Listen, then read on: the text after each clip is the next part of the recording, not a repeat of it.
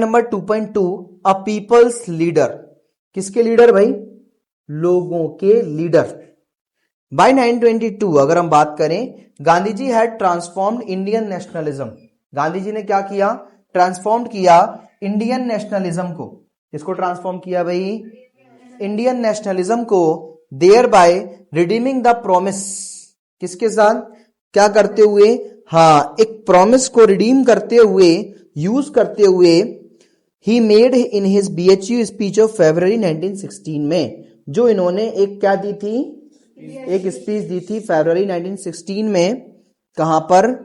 BHU के अंदर। उस चीज को दोबारा से, उस प्रॉमिस को रिडीम करते हुए यहां पर, it was no longer a movement of professionals and intellectuals.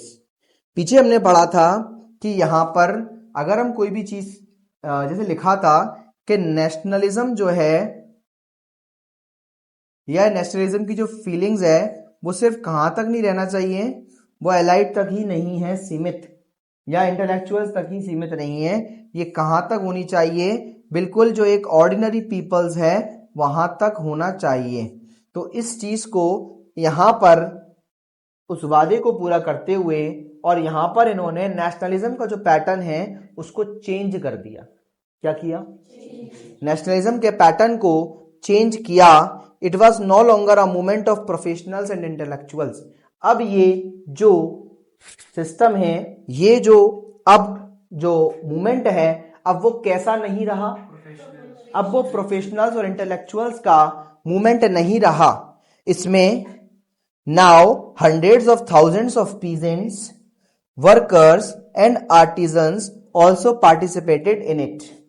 सो यहां पर ये किसका भी हो चुका है? हम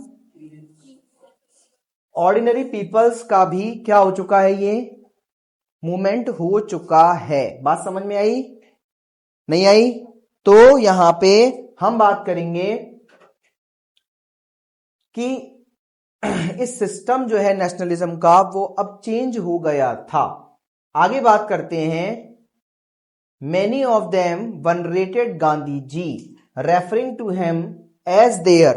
तो बहुत सारे जो लोग हैं वो गांधी जी से यहां पर अपने आप को रिलेट करके चल रहे थे, गांधी जी के पीछे पीछे चल रहे थे, गांधी जी के कदम से कदम मिला के चल रहे थे। सो लिखें, वेनरेट मीन्स क्या होता है? वेनरेटेड के नीचे लिख लें, वेनरेट के नीचे लिखें to have and show, venerate, to have and show a lot of respect,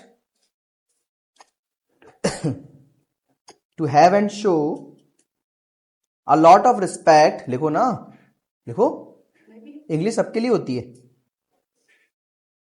venerated, venerate, to have and show a lot of respect for somebody oblique something, somebody oblique something that is considered to be old, that is considered to be old, comma, holy or very important, comma, holy or very important। repeat, to have and show a lot of respect for somebody oblique something that is considered to be old, comma, holy or very important।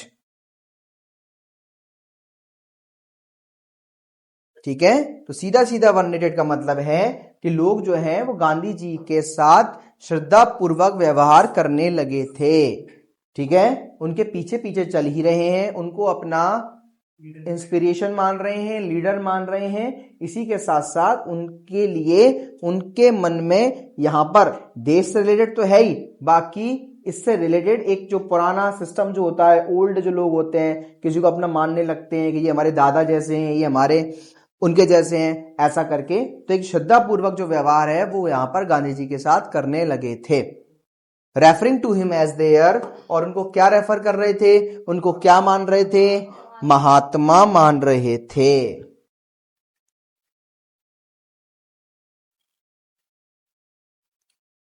They appreciated the fact that, ये appreciate करते थे, they appreciated the fact that he dress like them, lived like them and spoke their language।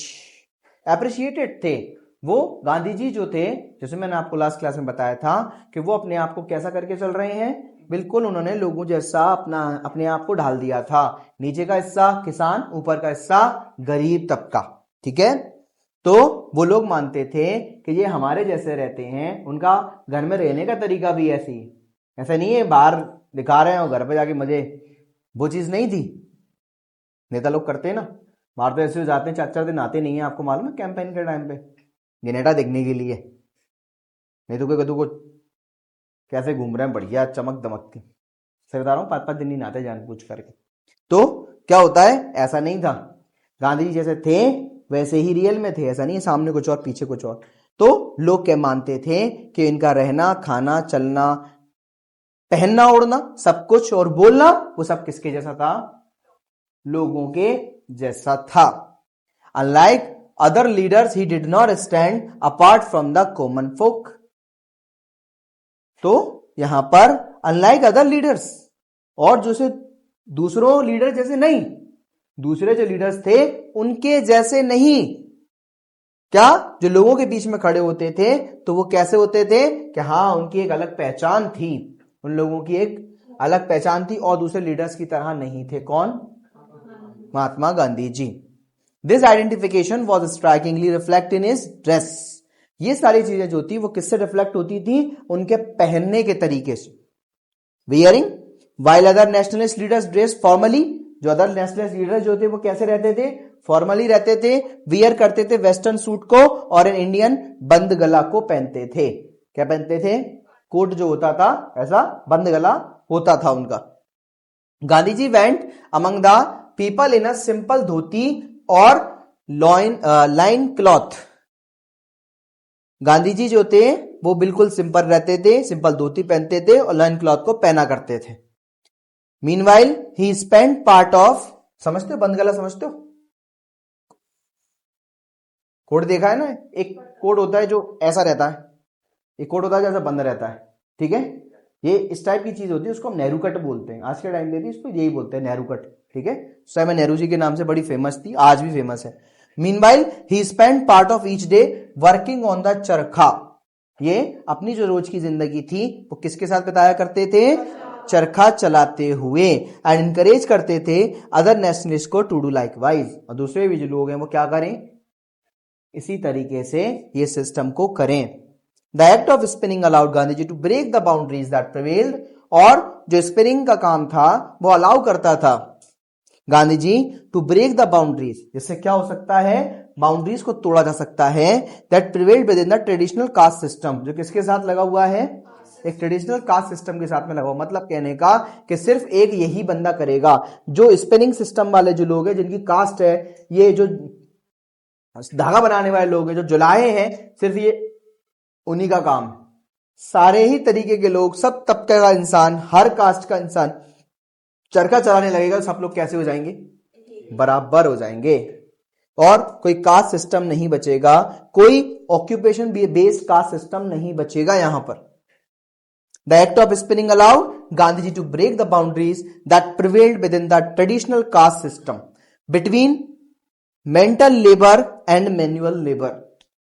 और इसी के साथ साथ यहां पर मेंटल लेबर और मैनुअल लेबर दोनों लगती है किसके अंदर, चरखे के अंदर। चरखा अपने आप में एक मशीन भी है, लेकिन बिना इंसान के चरखा चल नहीं सकता था।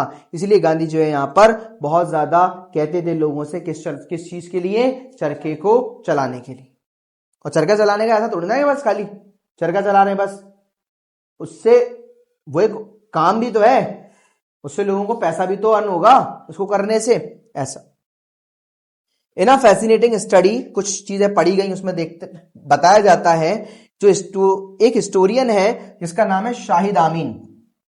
कौन सा नंबर आया, हम थर्ड आया। पहला, हाँ, दूसरा लुइस फिशर। लुइस फिशर कहाँ के हैं, इंडिया के, अमेरिका के, वेरी गुड। और तीसरे कौन है, ये Shahid Amin. Has traced the image of Mahatma Gandhi, India के ही हैं, among the peasants of eastern Uttar Pradesh. किसके बारे में बता रहे हैं कि जो पीजेंट्स उत्तर प्रदेश के, as conveyed by reports and rumours. तो वो बताते हैं यहां पर कि जो रिपोर्ट्स थी और जो रूमर्स थे लोकल प्रेस में किस तरीके से चल रहे थे उसके बारे में बताते हैं। When he traveled through the region in February 1921, जब वो एक एरिया में चल रहे थे या यात्रा कर रहे थे फरवरी 1921 में, Gandhi ji were received by adoring crowds everywhere. Gandhi ji को चारों तरफ से एक क्राउड ने घेर लिया जिसके बारे में उन्हें पता नहीं था, जिसके बारे में उन्हें पता नहीं था, एक क्राउड ने उनको चारों तरफ से घेर लिया। तो बताता है हिंदी न्यूज़पेपर कि गोरखपुर जो स्टेशन था उस पर क्या हुआ। भटनी में गांधी जी एड्रेस कर रहे हैं लोकल पब्लिक को एंड देन ट्रेन स्टार्ट होती है गोरखपुर से। There were not less than, वहां पर तो यहां पर क्या था कि गांधी जी ने एड्रेस किया था एक लोकल पब्लिक को, ट्रेन स्टार्ट हुई गोरखपुर से। There were not less than 15,000 20,000 लोग आराम से होंगे। कहां पर? नुनघर, देवरिया, गौरी बाजार, चौरी चौरा एंड कुसुमही स्टेशन पर, इन सभी स्टेशन पर बहुत जनता थी। Mahatma ji was very please to witness the scene at Kushmi, तो गांधी जी को बड़ा ही अच्छा लगा देख करके वहां पर जो भीड़ थी। As despite the fact that कि जो स्टेशन था is in the middle of a jungle, वो कहां पर था? एक जंगल। ऐसे तो चलो एक स्टेशन है वो शहर के बीच में तो कुछ नहीं, ये जो जंगल था वो कहां था? सॉरी, ये जो स्टेशन है वो कहां था? जंगल में। तो यहां पर क्या हुआ? Not less then 10,000 people air, फिर भी वहां पर कितने लोग थे? 10,000 करीब लोग थे। मतलब जंगल में था तो लोग मुश्किल से आए होंगे वहां पर, लेकिन फिर भी वहां पर अप्रॉक्स 10,000 लोग थे। आज के टाइम पे भी 10,000 की भीड़ जो होगी वो आप कहोगे यार कितनी भीड़ है, 10,000 की बहुत भीड़ होती है। उस टाइम पे पॉपुलेशन उतनी थी नहीं, लेकिन 10,000 की भीड़ होना बहुत बड़ी बात थी उस टाइम पे। तो वहां पर इतने लोग थे। सम ओवरकम विद देयर लव, लोग जो थे वो गांधी जी से प्यार करते थे इसलिए वहां पर आए थे। Were seen to be crying, और वहां पर उनको देख के रो रहे थे। एट देवरिया, क्या क्या कह रहे हो? तो सुन लो, सुनो। At Deoria people wanted to give भेंट डोनेशंस, देवरिया में लोगों ने कुछ उनको देना चाहा। But he asked them to give them as at Gorakhpur, उन्हें कहा कि इसको कहां देना? तुम गोरखपुर में देना। बट एट चोरी चोरा, लेकिन एक चोरी चोरा में एक मारवाड़ी जेंटलमैन ने, एक बंदे ने उनको कुछ दे ही दिया, उनको कुछ दे ही दिया। Then there was no stopping, और फिर उसके बाद झड़ी सी लग गई लोगों को कुछ देने की, और एक शीट बिछा दी गई, कपड़ा वपड़ा बिछा दिया गया जमीन पर। उसके बाद लोगों ने पैसा वैसा देना स्टार्ट कर दिया। स्टार्टेड रेनिंग, क्या हो गई? फिर क्या होने लगी? पैसों की बारिश होना स्टार्ट हो गई। It was a site outside the Gorakhpur station, the Mahatma was stood on a high carriage and people had a good Darshan of him. ठीक है, लोगों ने कुछ देर रुकी, ज्यादा देर, और इसी के साथ साथ लोगों ने सही दर्शन उनके कर लिए for a couple of minutes.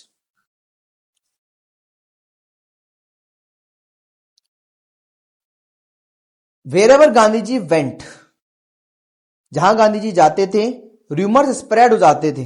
क्या फैल जाती थी? अफवाहें फैलना स्टार्ट हो जाती थी उनके मिरेकुलस पावर्स की।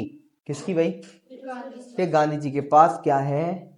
मिरेकुलस पावर है। तो कोई उनको गांधी बाबा बोलता था, कोई महात्मा गांधी बोलता था, कोई महात्मा संत बोलता था। ठीक है, चाचा वाचा कोई नहीं बोलता था। तुम बोल रहे थे चाचा। In some places it was said that, कुछ जगहों पर ऐसा बोला जाता था, he had been sent by the king, उनको किसकी तरफ से भेजा गया है? किंग की तरफ से, to redress the grievances of the farmers, कि वो किसको देखें? ग्रीवियंस दुख होता है, कि वो किसको दूर करें?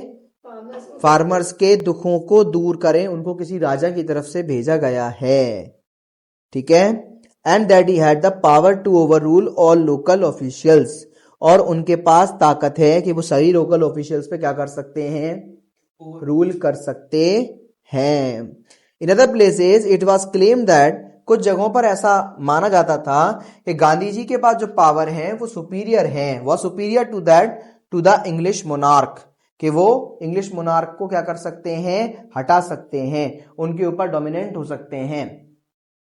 And that with his arrival, उनके आने से colonial rulers would flee the district, कहां से भाग जाएंगे? उनके डिस्ट्रिक्ट से भाग जाएंगे। उनके आने से कौन भाग जाएगा? अंग्रेज भाग जाएंगे। There were also stories reporting dire consequences for those who opposed him. तो कुछ लोग यहां पर ये भी हमें रिपोर्ट मिलती हैं, कुछ ऐसे कॉन्सिक्वेंसेस मिलते हैं कि जो लोग उनको अपोज करते थे उनके साथ क्या हुआ। Rumour spread of how villagers who criticise Gandhi ji found their houses. तो ऐसी अफवाहें भी थी, जिन लोगों ने गांधी जी के बारे में उल्टा सीधा कहा तो उनके घरों में क्या क्या हुआ।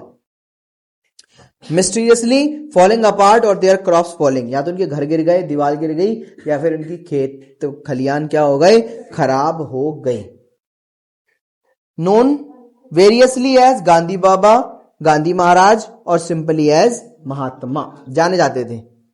Gandhi ji appear to the Indian peasant as a saviour. Gandhi ji कैसे दिखाई दिए? हाँ, सेवियर दिखाई दिए पीजेंट्स को कि वो एक सेवियर हैं। Who would rescue them from high taxes, वो उनको किससे बचा सकते हैं? हाई टैक्सेस से बचा सकते हैं। एंड ऑपरेसिव ऑफिशियल्स, और वो ऑपरेसिव जो ऑफिशियल्स ऑपरेसिव हैं उनसे इनको बचा सकते हैं। एंड रिस्टोर डिग्निटी, और जो पुरानी मर्यादा है उसको वापस लेकर के आ सकते हैं। एंड ऑटोनॉमी, जो उन लोगों की आजादी थी, जो उन लोगों की पहले जिस तरीके से वो लोग रहते थे, फ्री थे, वो सब कुछ पुरानी जिंदगी को वापस लेकर आ सकते हैं Gandhi ji. Gandhi ji appeal among the poor, Gandhi ji की जो अपील थी पुअर्स के लिए एंड पीजेंट्स के लिए पर्टिकुलर बराबर थी। Was enhanced by his ascetic lifestyle, वो जो लोग थे वो किस चीज से दिखाई देती थी लोगों के बीच में, जो वो रिप्रेजेंट करते थे कि जो इनकी जो लाइफ स्टाइल थी उससे, कि वो किसके साथ हैं? वो पीजेंट्स और गरीबों के साथ हैं। ये उनकी एस्केटिक लाइफ स्टाइल से दिखाई देती थी, समझ में आती थी। एस्केटिक क्या होती है? सन्यासी जीवन जो था उनका, उससे दिखाई देती थी कि उन्होंने जिस तरीके से अपने घर बार को लोगों के लिए समर्पित कर दिया था, अपनी जिंदगी को लोगों को समर्पित कर दिया था, इससे समझ में आता था। And by his shrewd use of symbol such as the dhoti, और जो लोग जो वो पहनते थे, जो वो उनके जो रोजमर्रा की चीजें थी डेली लाइफ में जो दिखाई देती थी, वो सब यूज बाय सिंबल्स, उन सब चीजों से कुछ सारे साइंस थे जिससे दिखाई देता था, जैसे कि धोती एंड चरखा।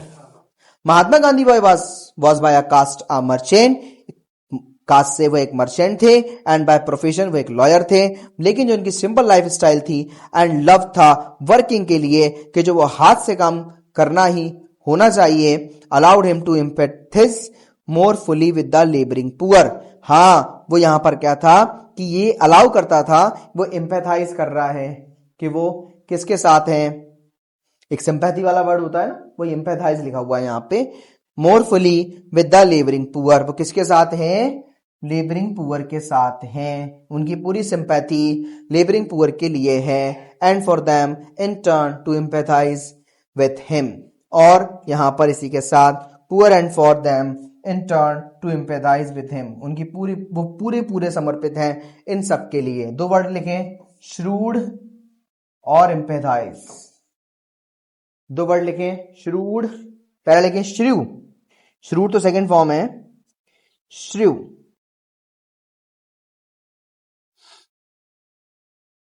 देखिए श्रूड क्या होता है? Able to make good,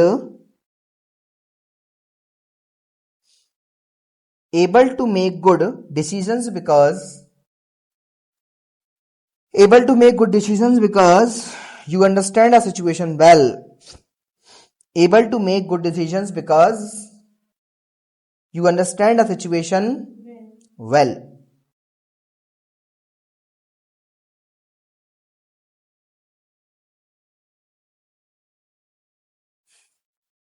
Able to make good decisions because you understand a situation well. समझदार, सयाना, चतुर। ठीक है। shrewd use of symbol such as the dhoti and the charkha, तो वो यहां पर वो इन सिंबल से लोगों के बीच में चतुर दिखाई पड़ते थे कि वो हर परेशानी का इलाज उनके पास है। दूसरा लिखें, एम्पैथाइज। एम्पैथाइज लिखें, क्या होता है?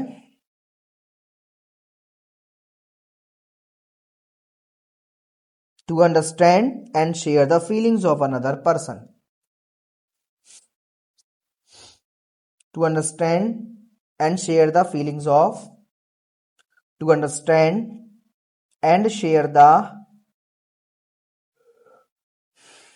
feelings of another person. Another person.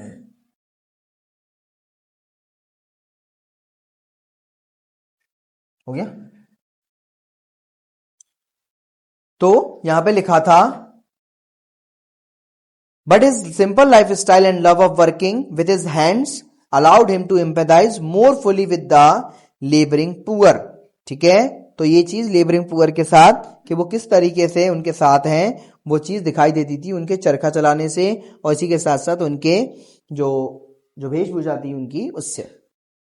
And for them in turn to empathize with him, where most other politicians talked down to them, Gandhiji appeared not just to look like them, but to understand them and relate to their lives. Other politicians talked down to them. हाँ, बहुत सारे जो politicians थे उन जैसे बोल लिया करते थे. Gandhiji appeared not just to look like them. Gandhiji न सिर्फ उनके जैसे दिखाई देते थे, गांधीजी न सिर्फ उनके जैसे दिखाई देते थे, but to understand them and relate to their lives. लेकिन वो समझे जाते थे और जब वो रहते थे जिस तरीके से उससे समझ में आते थे कि वो उनकी पूरी जो सिंपैथी है वो किसके लिए है, पुअर और पीजेंट्स के लिए है. Source number 2, the miraculous and the unbelievable. Gandhi ji के बारे में बात चल रही है कि वो मिरेकलस हैं और अनबिलीवेबल हैं.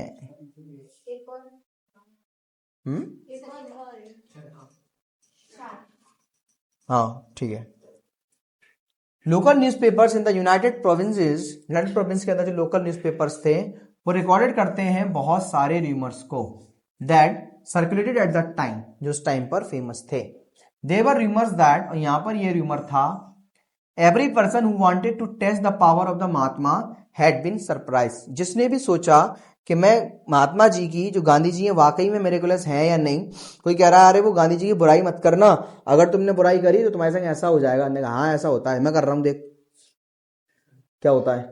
तो एक सिकंदर साहू है विलेज का, बस्ती एक जगह है Basti, said on 15 February that he would believe in the Mahatma ji. वो कहता है कि मैं महात्मा जी में जब मानूंगा व्हेन द कड़ा होता है, कड़ाव होता है लोहे का बड़ा, एक तो कड़ाइया होती है, कड़ाव होता है बड़ा लोहे का. तो मैं जब मानूंगा, बॉइलिंग पान कहते हैं जिसको, जिसमें शुगर केन का जूस जो होता है ना, इसमें उबलता है फिर शक्कर बनती है, सॉरी गुड़ बनता है. वो गुड़ वॉज प्रोड्यूस्ड स्प्लिट इनटू 2. ये इतना बड़ा मोटा जो लोहा होता है आयरन का बना हुआ था, ये बीच में दो टुकड़े हो जाएंगे जब मानूंगा कि यहाँ महात्मा है. वो हो गया, ठीक है. तो वाकई में 2 टुकड़े हो गया, अब मान. Second, a cultivator in Azamgarh that said that, एक कल्टिवेटर था आजमगढ़ का, वो कहता है मैं जब मानूंगा जब मेरी जो फसल है, क्या मेरी जो फसल है तिल की, वो काय में चेंज हो जाएगी गेहूं में. मेरी तिल की फसल काय में चेंज हो जाएगी, तिल नहीं समझते, अभी खाओगे ना लड्डू, हाँ वही तिल के. Next day all the wheat in that field became सेसम. वो काय में चेंज हो गई, पूरे तिल में चेंज हो गई. हाँ, गेहूं की फसल तिल में चेंज हो गई. ऊपर वाला जाने, मुझे क्या मालूम.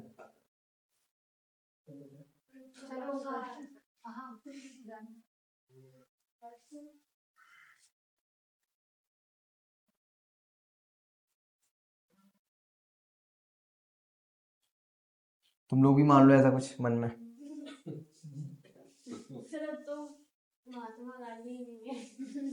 अरे तो क्या हो गया, उनकी यादें तो साथ हैं, गाजी तो सामने ही है तुम्हारे अभी, और क्या, जब चाहोगे तब आ जाएंगे तुम्हारे सामने. ये कैसा क्वेश्चन था. मन में कौन पूछ रहा था. तुम यही डिजर्व करती हो बस.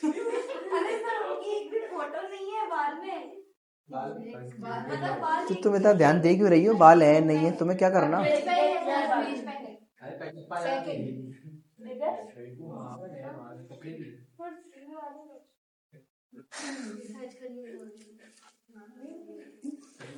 ये बाल होना, गोरा होना, काला नहीं होना, ये सब चीजें बहुत चीप होती हैं, याद रखना लाइफ। ये सब चीजें देखना, तो मैं भी तो बता रहा हूँ, मैं भी तो बता रहा हूँ। है ये काले क्यों थे, वो गोरा क्यों नहीं है, सब चीजें अजीब होती है, समझ रहे हो बात? हाँ ठीक है, ये कमाओ बस, ये होना चाहिए इंसान के पास, ये है तो सब चीजें छुप जाती हैं, ठीक है। वरना मैंने काले गोरे का डिजाइन तो बहुत देखा है। चरखा, चरखा अरे यार, इसी से मुझे एक बात याद आ गई, वो मैंने एक मीम देखी थी। तो वो लड़का होता है, उसकी सरकारी नौकरी होती है, लड़की से पूछते हैं कैसा लगा, वो कहता है हाँ बहुत अच्छा है। तो खुद होता है बिल्कुल भटकाला होता है बिल्कुल, तो उससे पूछते हैं लड़की कैसी लगी, तो कहता है लड़की का थोड़ा कलर डाउन है।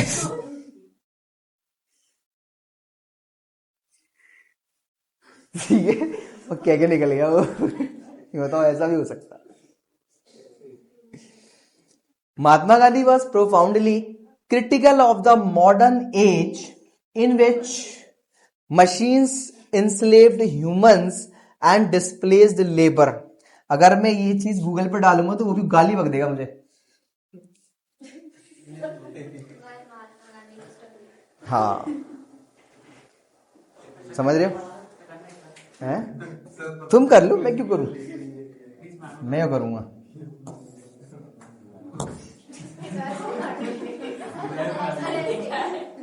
नहीं, इरेजर क्यों नहीं आ रहा है?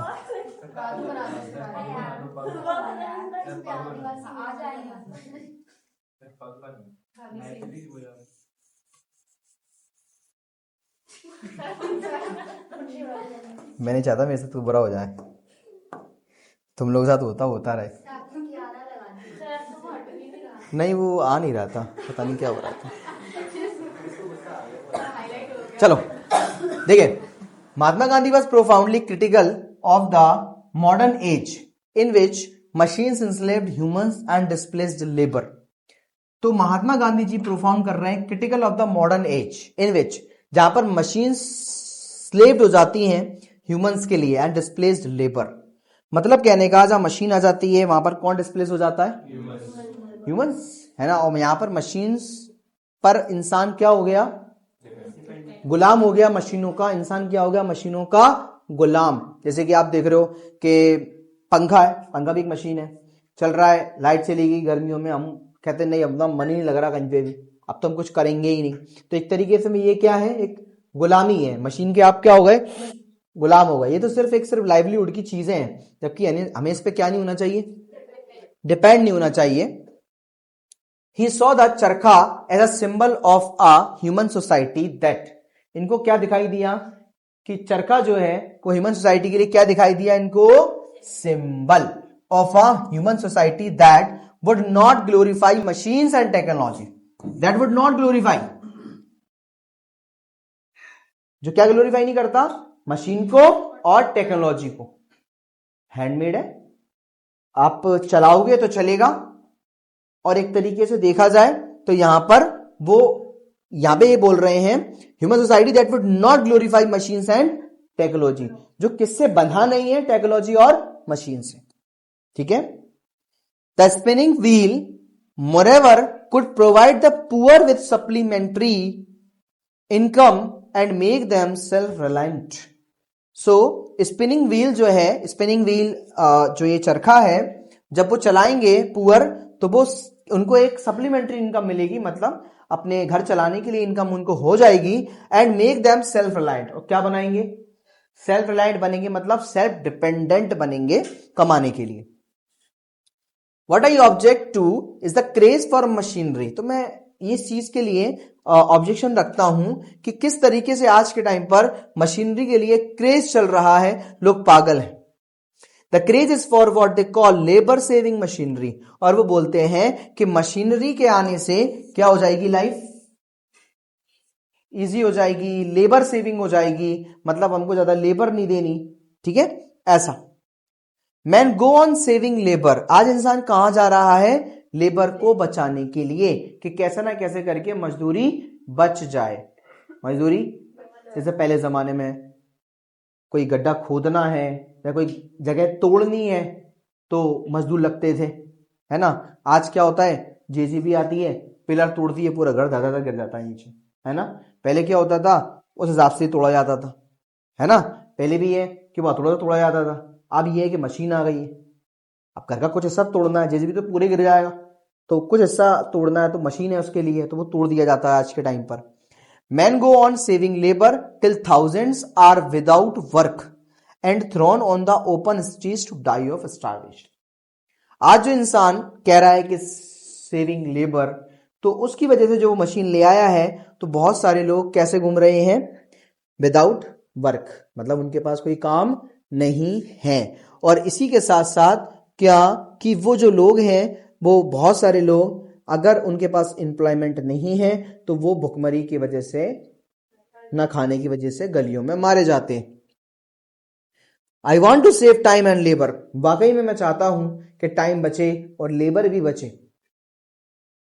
Not for a fraction of Mankind, लेकिन यहां पर कौन जुदा नहीं होना चाहिए, मशीन आने से कौन हट गया, वहां से इंसान हट गया। लेकिन मैं क्या नहीं चाहता, मैं वाकई में चाहता हूं कि लेबर और टाइम बचे, लेकिन मैं नहीं चाहता फ्रैक्शन हो, किसका, ह्यूमंस का।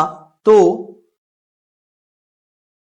But for all I want the concentration of wealth, मैं वाकई में कंसंट्रेशन मेरा जो है वो किस पर है, वेल्थ पर, not in the hands of few but in the hands of all. ये सब चीजें कुछ हाथों में नहीं, सभी के हाथों में होनी चाहिए।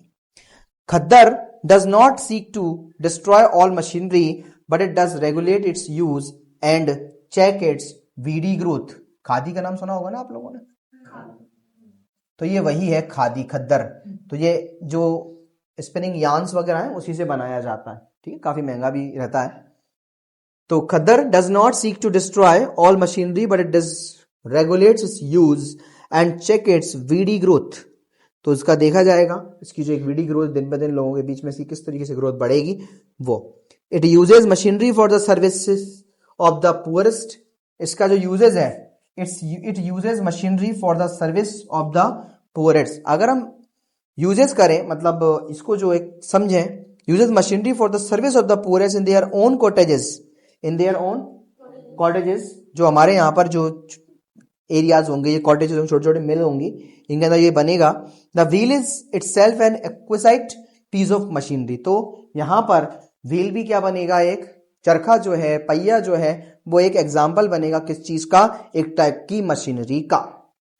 देखा जाए तो अपने आप में मशीनरी भी है, और यहां पर it is not separated from humans. तो यहां पर यह भी हो सकता है कि ह्यूमंस जो है अगर वो होंगे तो ही ये मशीन चलेगी, नहीं तो नहीं चलेगी। तो इससे जो लेबर है, ह्यूमन लेबर जो है वो खत्म नहीं होता, और अपने आप में चरखा जो है वो क्या भी है, एक मशीनरी भी है। सोच number 2, there were rumours that those who opposed Mahatma Gandhi invariably met with some tragedy.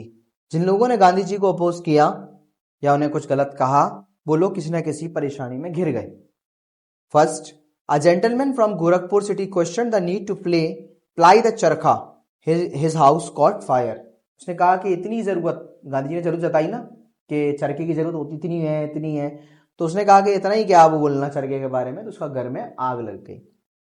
In April 1921 some people were gambling in a village of Uttar Pradesh, कुछ लोग जुआ खेल रहे थे उत्तर प्रदेश के एक जगह पर।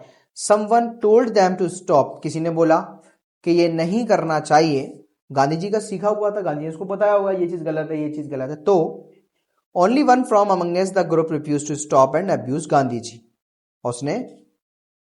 उसने मना किया कि नहीं, हम नहीं मानेंगे, और गांधी जी को बुरा भला कहना स्टार्ट कर दिया। अगले दिन उसकी ही बकरी को उसके ही कुत्तों ने काट लिया।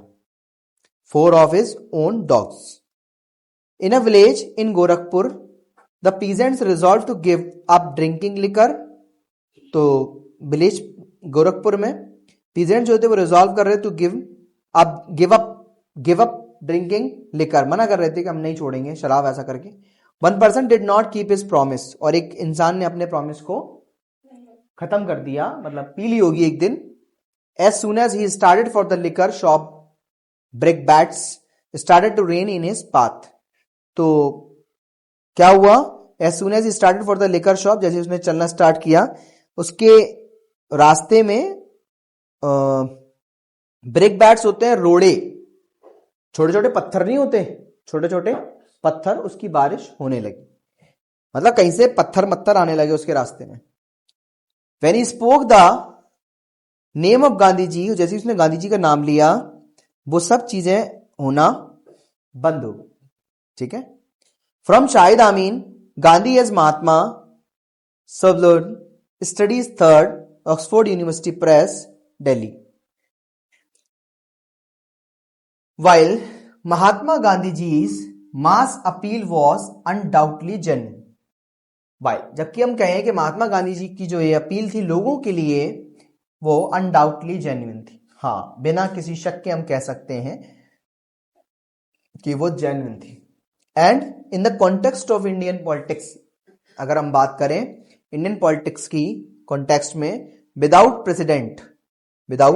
प्रेसिडेंट पहले से ही जो चले बगैर अगर हम बात करें, it must also be stress that, इस बात पर ध्यान दिया जाना चाहिए, that is success in broadening the basis of nationalism was based on careful organisation, कि जो एक आधार था राष्ट्रवाद को बनाने का लोगों के बीच में, पर्टिकुलर जो लोग थे, सिंपल जो एक ऑर्डिनरी पीपल्स थे, उनके बीच में राष्ट्रवाद की जो फीलिंग है उसको पैदा करने की, उसको बढ़ाने की, और लोगों को कि जो राष्ट्रवाद है वो सिर्फ कहां तक सीमित नहीं है, वो एलाइट लोगों तक ही सीमित नहीं है, वो रिच लोगों तक ही सीमित नहीं है, ऑर्डिनरी पीपल्स तक भी है। उनका ये जो काम था वो किससे था, वो सिर्फ किस वजह से हो पाया, एक केयरफुल ऑर्गेनाइजेशन के बेसिस पर, जहां पर उन्होंने क्या किया, इसको केयरफुली चलाया, सब सिस्टम को क्या किया उन्होंने, केयरफुली चलाया, तभी ऐसा हो पाया। New branches of the Congress were set up in various parts of India, नई ब्रांचेस जो थी कांग्रेस की वो सेटअप की गई थी, कहां पर, वेरियस पार्ट्स ऑफ इंडिया में, कहां पर, इंडिया के अलग अलग पार्ट्स में, कहां पर, इंडिया के अलग अलग पार्ट्स में। New branches of the Congress were set up in various parts of India, a series of prajamandals, एक सीरीज जो है प्रजामंडल्स की, मतलब जगह जगह लोगों की जो ऑर्गेनाइजेशंस हैं, जो मंडलियां हैं, वो इकट्ठी होने लगी थी, ग्रुपिंग होने लगी थी लोगों की, were established to promote the nationalist creed, लोगों के अंदर जो नेशनलिस्ट की जो फीलिंग्स है उसको बढ़ाने के लिए, इन द प्रिंसली स्टेट्स, कहां पर, प्रिंसली स्टेट्स में, ठीक है। प्रिंसली स्टेट समझ गए होंगे, नेशन बिल्डिंग में पढ़ा हमने अच्छी तरह, ठीक है, तो उन सभी में दिखाई दे रहा था। Gandhi ji encourage the communication of the nationalist message in the mother tongue, Gandhi ji का यहां पर क्या था, लोगों को इनकरेज करते थे, उनका मानना था, कहना था कि यहां पर जो राष्ट्रवाद की जो फीलिंग है, जो भावना है, वो लोगों में जो मैसेज है वो किस लैंग्वेज में पहुंचना चाहिए, जो लैंग्वेज हमारी किसकी है, जो हमारी मदर टंग है, जो हमारी बचपन से बोली जाने वाली भाषा है, rather then in the language of the rulers, वो किसकी आवाज नहीं होनी चाहिए, रूलर्स की आवाज, जैसे कि इंग्लिश में नहीं होना चाहिए। Thus, the provincial committees of the Congress were based on linguistic regions, जबकि जो प्रोविंशियल कमेटी बनी थी कांग्रेस की, प्रोविंशियल कमेटी जो बनी थी कांग्रेस की, वो किसके बेसिस पर बनी थी, वो लिंग्विस्टिक बेसिस पर बनी थी, वो भाषाई आधार पर बनी थी। तो rather than on the artificial boundaries of British India, हाँ, कि जो आर्टिफिशियल बाउंड्रीज बनाई गई थी, रेदर देन के बजाय, कि जो बाउंड्रीज बनाई गई थी, कैसी, आर्टिफिशियल बाउंड्रीज का मतलब यह है कि इन ब्रिटिशर्स ने अपने एडमिनिस्ट्रेटिव बेसिस पर इंडिया को बांट दिया था, और जो कांग्रेस की जो ब्रांचेस थी वो लिंग्विस्टिक बेस पर बनी थी, उन्होंने अपनी जो ब्रांचेस बनाई थी वो इस बेस पर नहीं बनाई थी कि जिस तरीके से इंडिया को बांट दिया था अंग्रेजों ने, उस हिसाब से नहीं बनाई थी। उन्हें किस आधार पर बनाई थी कि जो एरिया में जहां जहां जो लैंग्वेज बोली जाती है उसके बेसिस पर ही उन्होंने क्या बनाई थी, अपनी प्रोविंशियल कमेटीज को बनाया था। किसने, कांग्रेस ने, ना कि किसके बेसिस पर नहीं बनाया, जो अंग्रेजों ने बांटा था इंडिया को। क्या अंग्रेजों ने किस बेसिस पर बांटा था इंडिया को, एडमिनिस्ट्रेटिव बेसिस पर, उनने क्या बनाए थे, अपने एडमिनिस्ट्रेटिव प्रोविंसेस बनाए थे। हर एरिया को कहाँ बांट दिया था, अपने एडमिनिस्ट्रेशन के बेसिस पर। हम जैसे राज करेंगे उसके बेसिस पर ही इंडिया को बांटा था उन्होंने। Thus the provincial committees of the Congress were based on linguistic regions rather than on the artificial boundaries of British India. In these different ways, हम अगर बात करें इन सभी तरीकों की, अलग अलग तरीकों की, तो नेशनलिज्म जो है was taken to the farthest corners of the country. Taken to the farthest corners. तो कहां ले गया, इन अलग अलग तरीकों से जो नेशनलिज्म जो है, राष्ट्रवाद, इंडिया को कहां ले गया था, बहुत दूर दूर तक के एरियाओं तक, कंट्री के अलग अलग एरिया तक, and embraced by social groups previously untouched by it, और उन लोगों तक ये बात पहुंच चुकी थी जो लोग अभी तक इससे क्या थे, बिल्कुल दूर थे, अनटच थे, बिल्कुल यहां तक उन तक बात पहुंची नहीं थी नेशनलिज्म की। लोग मानते थे कि राष्ट्रवाद का जो सिस्टम है वो किसके हाथों में है, वो एलाइट्स के हाथों में है, वो तो बड़े बड़े लोगों के हाथ में है। By now, among the supporters of the Congress were some very prosperous businessmen. Gandhi ji के जो सपोर्टर थे, कुछ तो क्या थे, बहुत बड़े बड़े बिजनेसमैन थे, फेमस बिजनेसमैन थे और इंडस्ट्रियलिस्ट थे। गांधी जी के सपोर्टर कौन कौन थे, बिजनेसमैन, प्रॉस्पेरस बिजनेसमैन और industrialist. Indian entrepreneurs were quick to recognise that, और इंडियन एंटरप्रेन्योर्स ने, उद्यमी कहते हैं जो बिजनेसमैन होते हैं बड़े बड़े, उनने बहुत जल्दी समझ लिया था that in a free India, एक जो आजाद देश होगा हमारा, इंडिया होगा, the favours enjoyed by the British by their British competitors would come to an end. The favours enjoyed by their British competitors would come to an end. मतलब कहने का कि जो बिजनेसमैन थे इंडिया के फेमस, उनके सामने कॉम्पिटिटर कौन था, उनका ब्रिटिशर्स ही तो थे। तो अब हमारा कॉम्पिटिटर कौन खत्म हो जाएगा, ब्रिटिशर। जो हमारे कॉम्पिटिटर है वो क्या हो जाएंगे, इंडिया से खत्म हो जाएंगे। सम ऑफ दीज एंटरप्रेन्योर्स में से, कुछ एंटरप्रेन्योर में से एक नाम है जीडी बिड़ला का। Supported the national movement openly. इनने किसको सपोर्ट किया, नेशनल मूवमेंट को, किसके बेसिस पर, ओपनली किया। जीडी बिड़ला, आप सर्च करना कौन है। अदर्स डिड सो टैसिटली, कुछ दो लोगों ने साइड बाय साइड क्या किया, इस मूवमेंट को सपोर्ट किया। Thus, among Gandhiji's admirers, Gandhi ji के जो प्रशंसक थे उनके बीच में both poor peasants and rich industrialist. अब गांधी जी के जो एडमायरर्स थे उसमें कौन कौन हो चुके थे, अमीर और गरीब दोनों तबके के जो लोग थे वो हो चुके थे। Although the reason why peasant followed Gandhi ji were somewhat different from, और यहां पर कि जो रीजन है कि पीजेंट्स फॉलो कर रहे थे गांधी जी को, वर समवॉट डिफरेंट फ्रॉम, हाँ, and perhaps oppose to the reasons of the industrialist. बात को समझो क्या लिखा, ऑल्दो कि जो रीजन है कि पीजेंट्स फॉलो क्यों कर रहे थे गांधी जी को, वो चीज डिफरेंट थी। किससे, वो चीज डिफरेंट इस चीज से थी कि परहैप्स अपोज टू, हाँ, कि वो अपोज किए जाते थे। जो रीजन था कि वो इंडस्ट्रियलिस्ट के हैं। अभी तक मतलब बहुत से लोग ऐसा मानते थे गांधी जी जो हैं वो, उनका मिलना जुलना, उठना बैठना, या गांधी जी के सपोर्टर जो है वो कौन लोग ज्यादा हैं, इंडस्ट्रियलिस्ट या अमीर लोग ज्यादा हैं, ऐसा नहीं है। लेकिन बाद में जब ये चीज सामने आई तो गांधी जी के जो सपोर्टर थे वो पीजेंट्स वगैरह अब ज्यादा थे। चाहे उनका उठना बैठना, मिलना जुलना इन लोगों से था, लेकिन अब जो है पीजेंट्स वगैरह भी, इन सबके पीजेंट जो है, फार्मर जो हैं, जो लेबर क्लास के लोग हैं, वो सब भी अब गांधी जी के सपोर्टर थे। While Gandhi ji own role was vital, Gandhi ji का खुद का भी रोल बहुत बड़ा था। The growth of what we might call, so growth of what we might call, जैसे बोला गया गांधीयन नेशनलिज्म, क्या बोला गया इसको, गांधीवादी राष्ट्रवाद, also depended to a very substantial extent on his followers.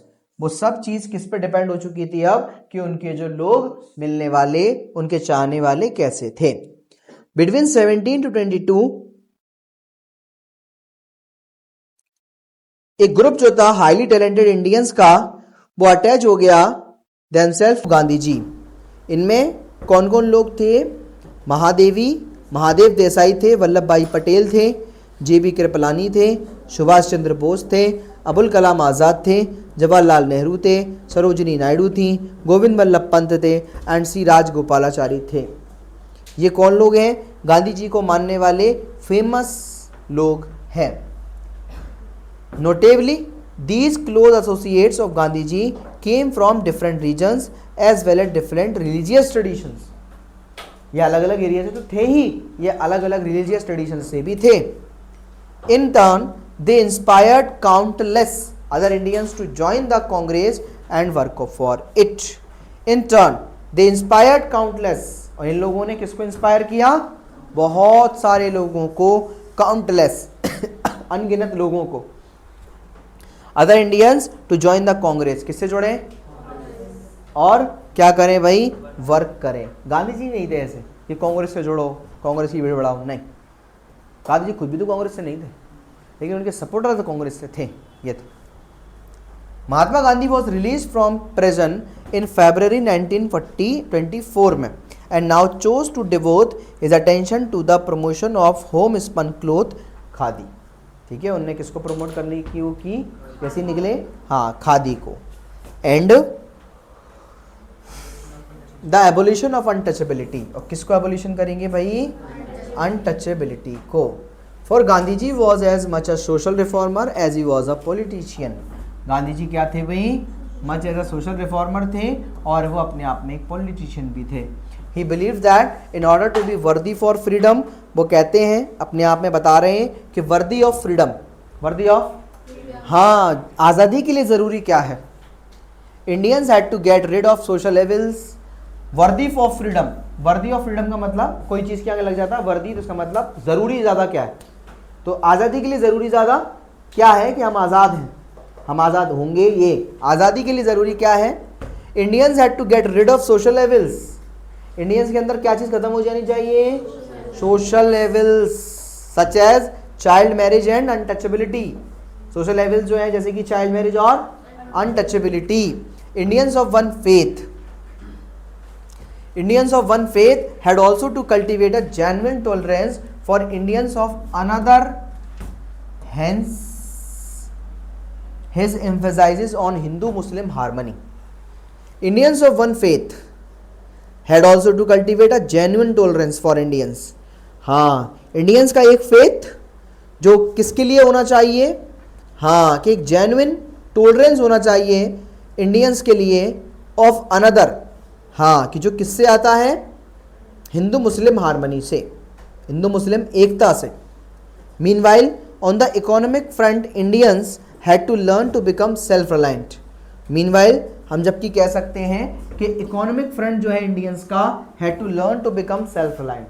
हाँ, उन्हें क्या सिखाया गया? सेल्फ रिलायंट होना। Hence his stress on the significance of wearing khadi, और इन्होंने यहाँ पर लोगों को बताया कि इनका जो स्ट्रेस का मतलब है ज़्यादा जोर जो दिया गया कि क्या किया जाए? कि होम स्पन खादी को पहना जाए, खरीदा जाए। Then mill made cloth imported from overseas, के हमें क्या नहीं खरीदना? कि जो ओवरसीज से आ रहे हैं, समुद्र पार से जो आ रहे हैं, बाहर विदेशों से जो माल आ रहा है, कपड़ा आ रहा है, उनको हमें यूज़ नहीं करना। हमें इंडिया का बना हुआ क्या पहनना है? खादी पहनना है। उसके बाद है साल्ट सत्याग्रह।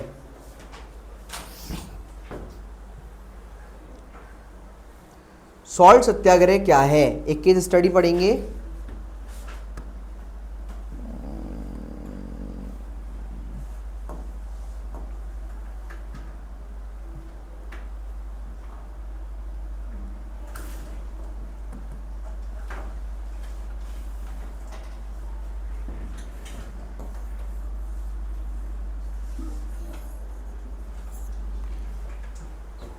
सो बड़ा ही इंपॉर्टेंट टॉपिक है भाई। ये क्या है?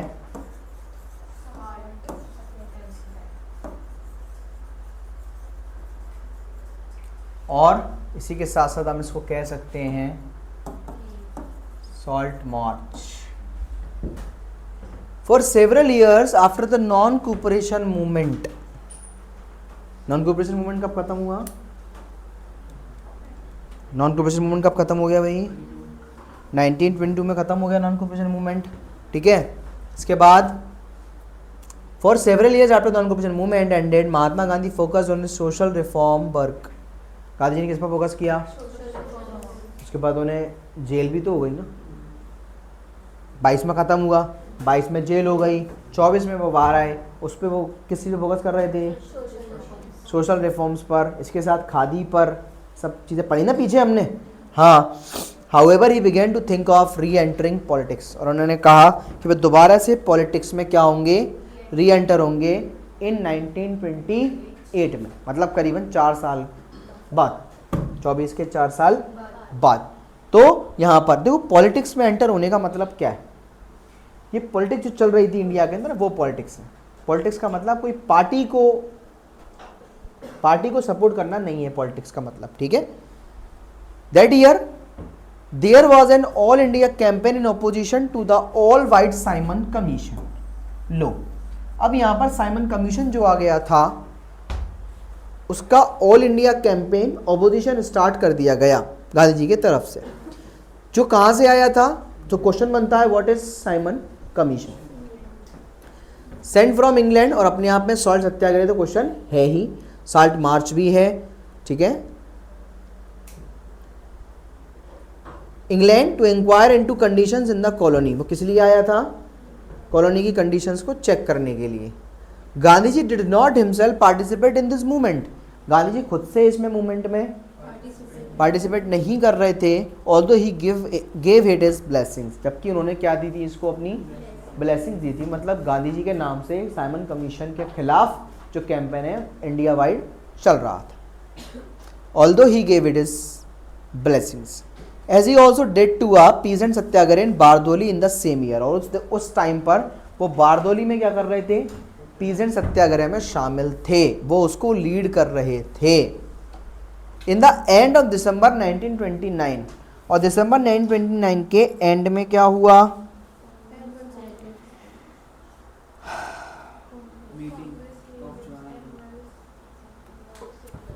ठीक है, तो हाँ, बारदोली कहाँ है?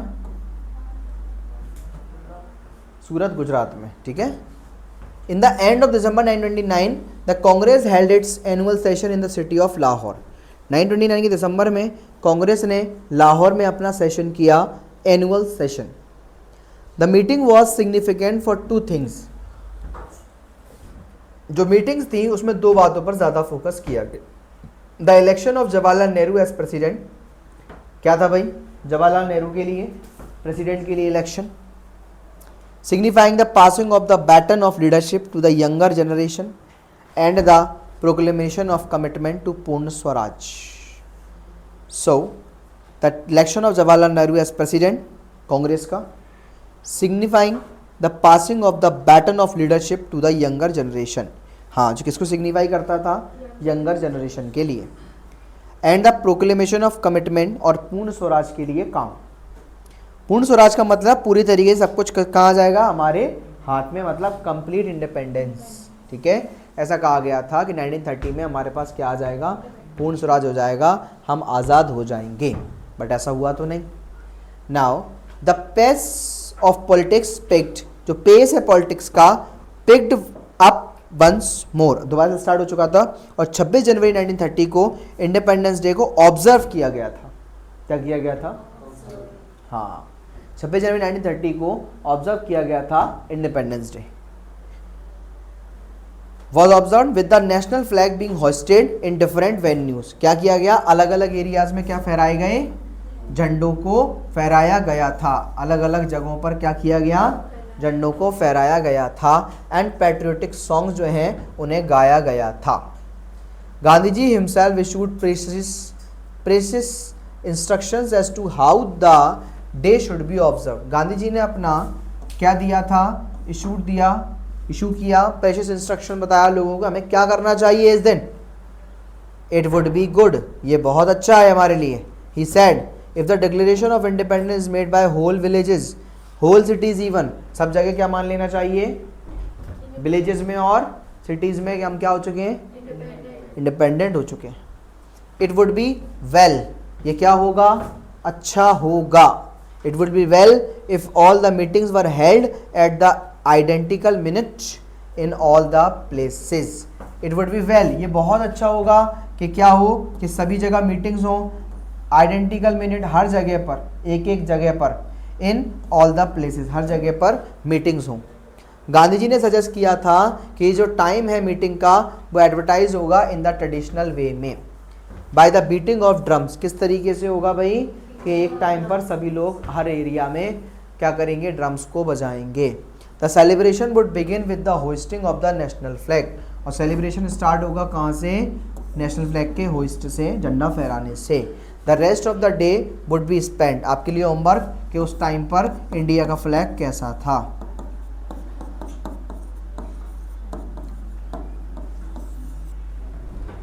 The rest of the day would be spent in doing some constructive work, doing some constructive work। हम पूरा दिन कैसे बिताएंगे, कुछ कंस्ट्रक्टिव वर्क करेंगे, जैसे कि स्पिनिंग करेंगे और सर्विस करेंगे अनटचेबल्स की।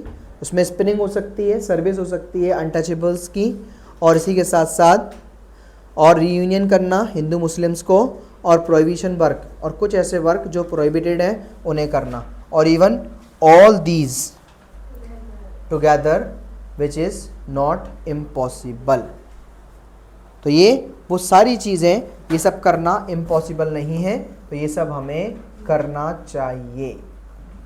Participants would take a pledge affirming that, जो भी पार्टिसिपेंट्स होंगे वो एक प्लेज लेंगे, क्या लेंगे, एक प्लेज लेंगे। किस चीज़ के लिए, पार्टिसिपेंट जो है would take a pledge affirming that, किस चीज़ के लिए, it was the inalienable right of the Indian people.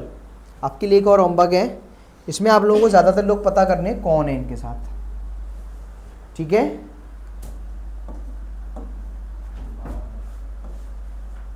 कोशिश करना पता करने की ये कौन है। गूगल स्कैनर से इसकी फ़ोटो डाल देना, गूगल पे आ जाएगा, ठीक है। Participants would take a pledge affirming that it was the inalienable right of the Indian people। ये सब लोग जो चल रहा है ना, सबको पता है कि हम कभी भी अरेस्ट हो सकते हैं, सबको पता है। ये ऐसे नहीं है कि अरेस्ट होते ही गांधी जी पकड़े जाएं, हम नहीं पकड़े जाएं। इनको बाद में पकड़ना, पहले हमें पकड़ो, पहले हमें अरेस्ट करो पहले ब्रिटिशर्स के सामने, ये सब था। Participants would take a pledge affirming that it was the inalienable right of the Indian people as of any other people to have freedom and to enjoy the fruits of their toil। Participant जो है उन्हें एक pledge लेना चाहिए, एक शपथ लेना चाहिए, अफर्मिंग दैट, जो इस बात को कंफर्म करती है, the inalienable right of the Indian people, सभी लोगों का एक राइट है, जो कैसा है, इसको लिखवा दूंगा।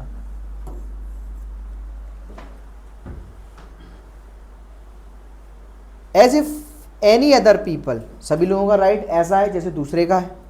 टू हैव फ्रीडम, सबको आज़ादी का अधिकार है। Enjoy the fruits of their toil, और सभी को किस फल को चखने का अधिकार है, जो उनकी कोशिशों से हुआ है। फ्रूट्स ऑफ द टोइल कहते हैं जो आपने मेहनत करी है, जो आपको मिला है उसका फल, मेहनत का फल। And that if any government deprives a people of these rights, अगर कोई भी गवर्नमेंट अगर किसी लोगों के राइट से क्या करती है, उनको वंचित करती है या उन्हें वो राइट नहीं देती, एंड ऑपरेस करती है, उनको दबाती है, डोमिनेट करती है, the people have a further right to alter it और एबोलिश इट। लोगों को ये अधिकार है कि उसको क्या करें, बदल देने की कोशिश करें, और इसी के साथ साथ या फिर इनको क्या कर दें, एबोलिश कर दें, उनका जो नियम कानून है उसको ना माने।